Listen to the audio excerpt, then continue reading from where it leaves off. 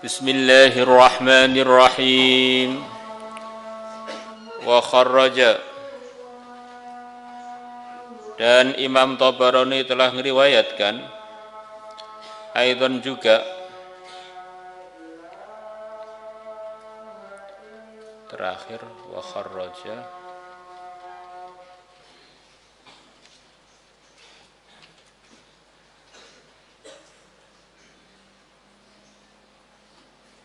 Abdul Qasim. Ini Rawah Tabarani, kita anggap ini Tabarani aja.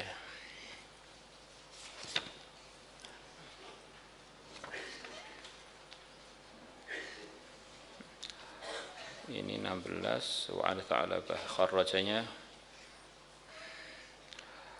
Bismillahirrahmanirrahim. Atafnya kita anggap ke Abdul Qasim Al-Sbiyani aja, karena terakhir kharaja Abdul Qasim. Bismillahirrahmanirrahim. Wa kharaja, telah meriwayatkan aidan juga bisnadi dengan sanadnya beliau Abdul Qasim, an Abi Musa, dari sahabat Abi Musa radhiyallahu anhu, qala, Abu Musa mengatakan, qala, telah bersabda Rasulullah sallallahu alaihi wasallam, yab'atsullahu al-ibada yaumal qiyamah, Allah akan membangkitkan para hamba pada hari kiamat.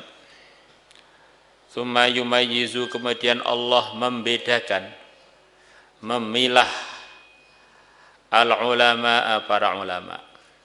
Para ulama dibedakan kelompoknya dengan yang bukan ulama. Sebagaimana di dunia para ulama memang beda dengan umumnya orang Islam. Fayaqulu, maka Allah berfirman, ya ma'syara ulama, wahai golongannya para ulama, ini sesungguhnya aku lam adha ilmi fikum liwa'adzibakum, aku tidak meletakkan ilmuku kepada kalian, ilmu agama, liwa'adzibakum, untuk aku menyiksa kalian. Jadi kalian itu tak jadikan ulama, tak titipi ilmu agama dari aku, tidaklah untuk aku siksa, mesti akan aku beri anugerah. Sebagaimana ilmu itu anugerah, kok saya titipkan kepada seseorang, maka orang itu memang orang yang akan diberi anugerah oleh yang nitipi, yaitu oleh Allah. Idhabu, pergilah kalian, faqad ghafartu lakum, maka sungguh aku telah maafkan untuk kalian. Maka ini ada ulasan dari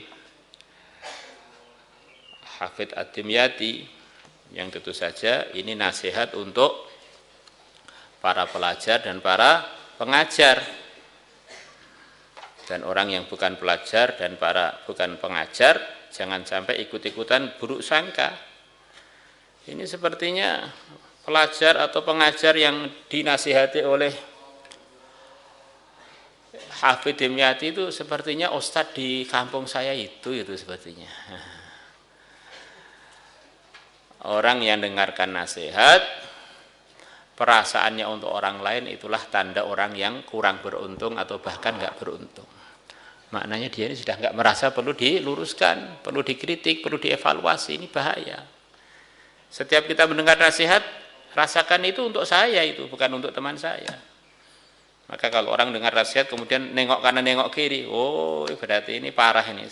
Parahnya melebihi teman-temannya karena dia nggak merasa salah sama sekali. Qultu, aku berkomentar, wa hadzal hadits, dan hadis ini, wa asbahu, yang dengannya seperti hadis ini, mengenai fadilah-fadilah ilmu agama, pencarinya, pengajarnya. Wa jami'u ahadithi hadzal bab, dan semua hadisnya bab ini.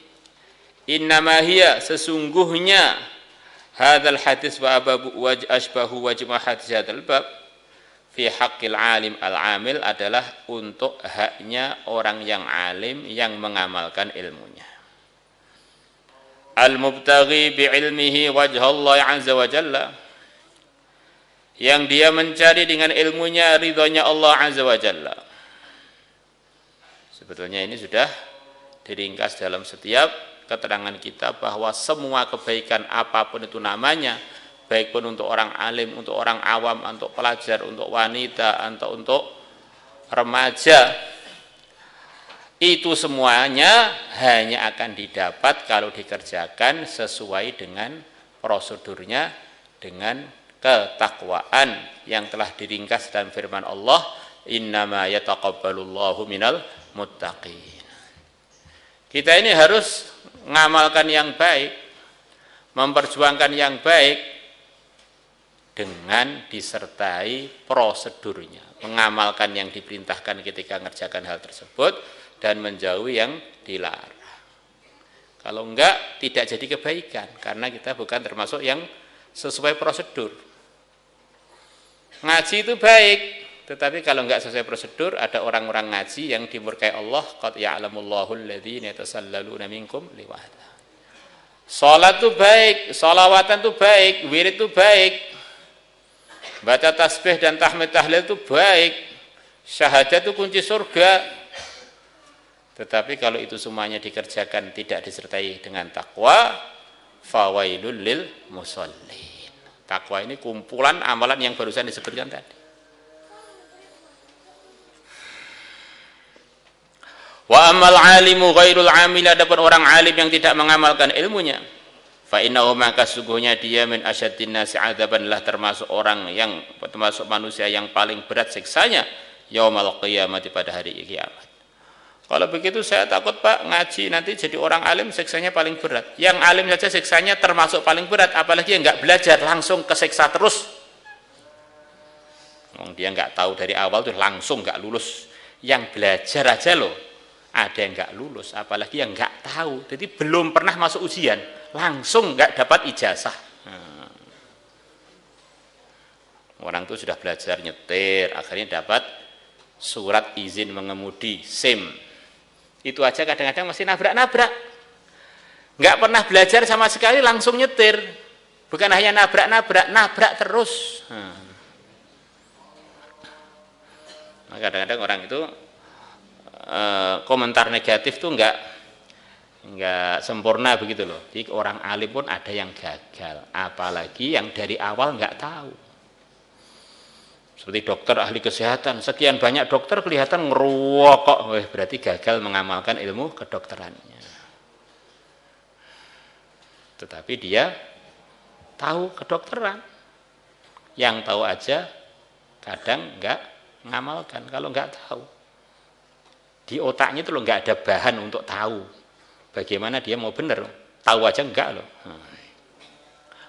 Wa kadza al-alimu, begitulah orang alim, alladzi lam yabtaghi bi ilmihi wajha Allah azza wa jalla, yang dia tidak mencari dengan ilmunya zatnya Allah azza wa jalla, ridhonya Allah azza wa jalla. La yasummu, orang alim yang tidak mencari dengan ilmunya ridhonya Allah, dia tidak mencium raihatal jannati, baunya surga. Baunya surga aja tidak mencium, apalagi masuk. Wa huwa, orang alim yang dengan ilmunya tidak mencari ridha Allah, ahadus salasatil ladzina tus'aru bihimun nar, adalah salah satu dari 3 orang, yaitu orang-orang yang neraka dihidupkan dengan menggunakan badan-badan mereka. Waquduhan nasu wal hijarah, qablal khalaiqi kullihim, sebelum semua makhluk. Pertama kali yang dimasukkan orang alim yang tidak ikhlas, orang yang berjuang tidak ikhlas, orang yang korban harta tidak ikhlas. Waqad jaa fi dzalika, sungguh telah datang fi dzalika, dalam hal tersebut, bahwa orang yang punya ilmu tidak mengamalkannya, tidak ikhlas karena Allah, akan dapat ancaman tadi. Dan 2 orang lagi, orang yang berjuang dan orang yang berkorban harta. Jumalun minal ahadits sahihah, sejumlah hadis-hadis yang sahih. Laisa hadzal kitab mahluwa, kitab ini bukanlah tempatnya hadis-hadis tersebut. Wa qad sa'ala, dan sungguh telah bertanya Farqadus Sabakhi, Syekh Farqad As-Sabakhi, beliau bertanya Al-Hasan Al-Basri, kepada Hasan Al-Basri, angsya'in, mengenai sesuatu. Hasan Basri termasuk tabi'in yang dianggap paling senior, khususan di negeri Irak, di negeri Basrah. Bahkan orang-orang Basrah mengatakan bahwa menurut kami tabi'in orang yang terafdal selepas sahabat adalah Hasan al-Basri. Fajabahu, maka Hasan Basri menjawab pertanyaannya Farqad. Faqal, maka Farqad mengatakan, innal fuqaha yukhalifunaka, sesungguhnya para ahli fikih mereka menyelisihi kamu dalam jawaban barusan. Ini kok mboten sesuai dengan jawabannya para fuqaha. Faqala, maka berkatalah Hasan Basri, thaqilatka ummuka Furaiqatu, tasghirnya Farqad, ibumu kehilangan kamu wahai Furaiqat, wahai Farqad. Ini satu ungkapan dalam bahasa Arab, maksudnya kamu itu orang rugi, ibu kamu itu rugi punya anak kamu itu. Kok kamu kurang pinter nih? Ini kurang lebih thaqilat ka ummuka, ibumu kehilangan kamu, maksudnya ibumu rugi punya anak kamu. Wa hal ra'aita faqihan bi'ainika, apakah kamu pernah melihat orang yang faham agama dengan mata kamu itu?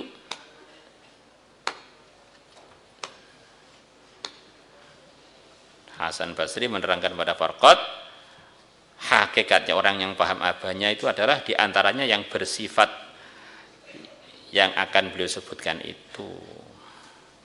Kamu bilang para fuqaha menyelisih saya, memangnya kamu tahu faqih itu menurut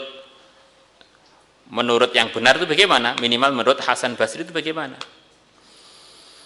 Innamal faqihu, sesungguhnya orang yang faham agama, az-zahidu fid dunya, adalah orang yang zuhud di dunia, orang yang tidak tergiur dengan dunia.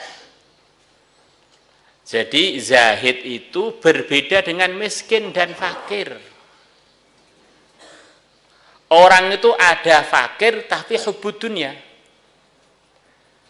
Orang itu ada ghani tapi dia zahid fid dunya. Karena zuhud itu artinya tidak tertarik, tidak tergiur, bukan tidak punya. Maka para anbiya ada yang miskin, ada yang sangat kaya, ada yang diraja. Semuanya adalah a'immatu zahidin, pimpinan-pimpinannya orang yang zuhud. Kata Mullah Ali Qari, zuhud itu tidak bisa menjadi nyata pada dirinya seseorang sebelum dia didatangi dunia. Di dunia itu datang pada dia. Kemudian dia tidak tergiur dengan dunia tersebut. Kalau dunia belum pernah datang terus kita ngaku zuhud, itu salah bahasa.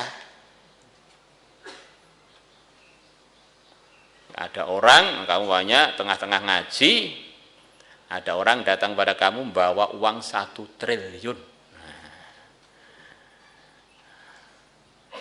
Bilang pada kamu, nak, kalau kamu mau ninggalkan ngajimu, kemudian ikut kerja dengan saya, 1 hari kamu tak gaji 1 triliun bapaknya. Maka aku bilang, saya nggak perlu uang pak, saya perlu ridhonya Allah. Itu orang zuhud. Zuhud itu harus ada ujiannya. Kalau nggak ada ujiannya, bagaimana mau lulus? Uang duit belum pernah datang, saya zuhud. Kamu bukan zuhud, orang yang nggak punya duit, gitu loh. Jadi orang yang nggak punya duit itu bukan zuhud. Itu makomnya itu kalau daftar namanya qanaah, nerima apa adanya. Jadi kalau zuhud itu harus memang dia didatangi dunia, atau dia memang punya dunia tapi kehidupannya sama sekali tidak tergoda dan tidak tergiur dengan dunianya. Maka ada orang-orang yang sangat kaya nanti hari kiamat dikumpulkan dengan para zuhud, orang-orang zuhud. Ada orang yang sangat miskin tetapi nanti pada hari kiamat dikumpulkan dengan para pecinta-pecinta dunia. Karena dia ini nggak punya dunia, bukan terus terima begitu. Dia ini memang otaknya itu isinya 0,0,0,0 gitu. Salat isinya duit, duit, hubudinya nggak karu-karuan. Saking senengnya dunia, umurnya habis untuk ngitung duitnya orang. Sudah nggak punya duit, akhirnya hidupnya habis untuk ngitung duitnya orang. Ini mobil lewat harganya berapa ya? Ini tahun berapa ya? Modelnya apa? Yuh, senengnya ya kalau saya punya itu. Ini mobil kedua. Ada kelewat rumah ini harganya berapa ya? Per meternya berapa kali sekian? Wah ini sekian. Wah upama saya punya. Habis dia ini dalam khayalan cinta dunia, cinta dunia, cinta dunia. Ada orang hari-hari ngurus dunia, bahkan jadi penguasa terbesar seluruh dunia, tetapi dia adalah orang yang paling zuhud. Contohnya ya para anbiya yang jadi penguasa dunia, Nabi Sulaiman, Nabi Yusuf. Harta di tangan nggak masuk hati. Yang repot itu di tangan nggak ada harta, isinya hati harta. Repot itu, masya Allah. Akhirnya ingin, insya Allah. Dan dunia itu sebetulnya ujian perasaan aja. Yang punya banyak atau punya sedikit itu sebetulnya makannya bahkan sering lebih banyak orang yang dunianya sedikit. Orang yang nyangkul tuh jauh lebih banyak makanannya daripada orang-orang kaya. Orang kaya mau makan mikir-mikir, jangan-jangan diabetesnya naik, ini jangan-jangan gulanya turun, ini jangan-jangan daerahnya naik, repot. Kalau tukang nyangkul, serah mikir, enak pol, sambal korak enak pol.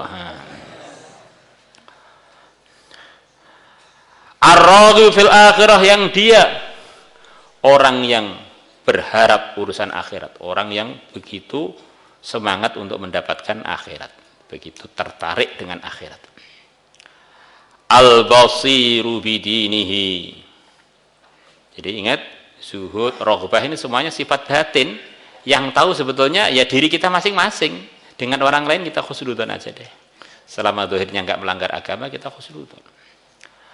Al-basiru bidinihi, orang yang sangat tahu mengenai urusan agamanya. Ini faqih itu begitu itu. Al-mudawimu ala ibadati rabbih, yang rutin untuk beribadah pada Tuhannya.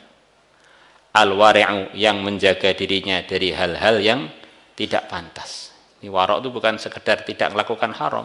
Yang tidak pantas dan yang bisa menjerumuskan ke haram dia tinggalkan. Al-kafu an a'radhin nas, yang dia menahan dirinya untuk membicarakan aib-aibnya, a'radhin nas, aib-aibnya para orang Islam, kehormatan-kehormatannya orang-orang Islam. Al-afifu an amwalihim, yang dia orang yang afif, orang yang menjaga dirinya, anwalihim, dari minta harta-hartanya orang-orang Islam. An-nasihu li jama'atihim, dia adalah orang yang menginginkan kebaikan untuk kelompoknya orang Islam, pengennya baik aja dengan orang Islam, tidak suka mencemooh kehormatan-kehormatan orang Islam, dan tidak suka minta. Wallahu, dan Allah lah al-muwafiqu, zat yang bisa memberikan pertolongan. La robba ghairuhu, tidak ada Tuhan selainnya. Ini semuanya ini adalah anugerah dari Allah yang bisa memberikan pertolongan untuk orang jadi faqih beneran, itu ya hanya Allah. Semoga Allah pilih kita semuanya. Wa kharraja al-Asbahani bi isnadi an Abdullah bin Umar radhiyallahu anhuma qala Rasulullah sallallahu alaihi wasallam, fadlul alimi 'alal 'abidi sab'una darajatan, keutamaannya orang alim di atas ahli ibadah adalah selisih 70 tingkatan. Baina kulli darajataini, setiap jarak antara dua tingkatan itu, hudrul farasi, adalah larinya kuda, sabina aman, selama 70 tahun. Kuda lari 70 tahun, jarak itu adalah jaraknya antar dua derajat yang disebutkan antara orang alim dan orang yang ahli ibadah, terpaut 70 derajat tadi.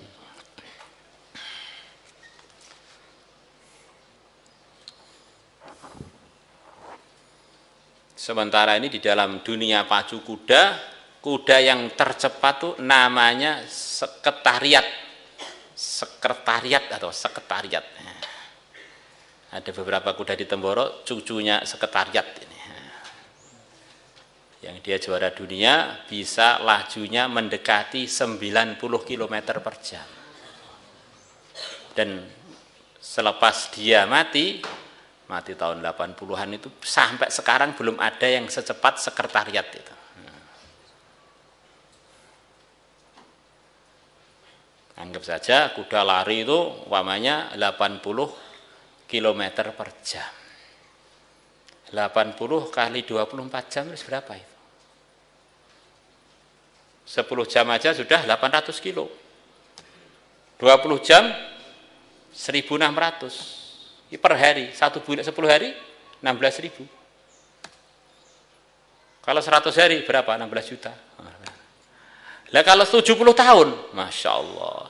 Ini perbedaan orang alim yang mengamalkan ilmunya, sebagaimana ulasannya dan tambahan keterangan dari Hafidz Dimyati.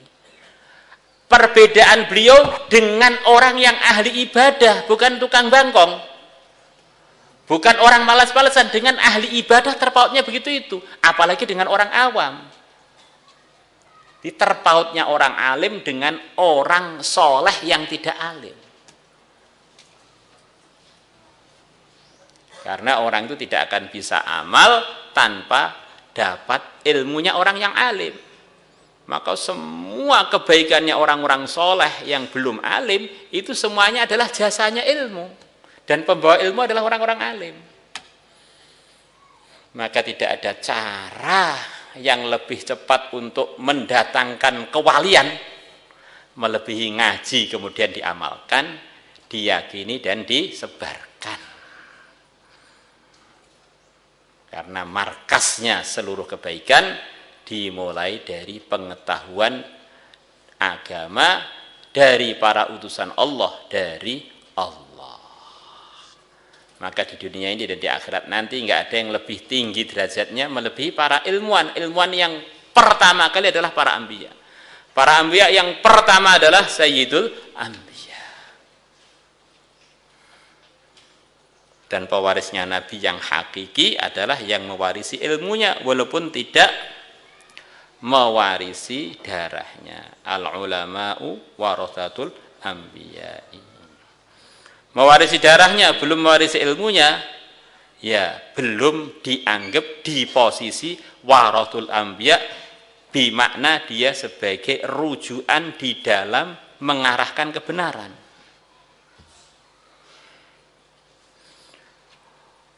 Hudrul faras aduhu adalah larinya kuda. La ilaha illallah. Wallahu a'lamu bis-shawab wa ilaihil ma'ab.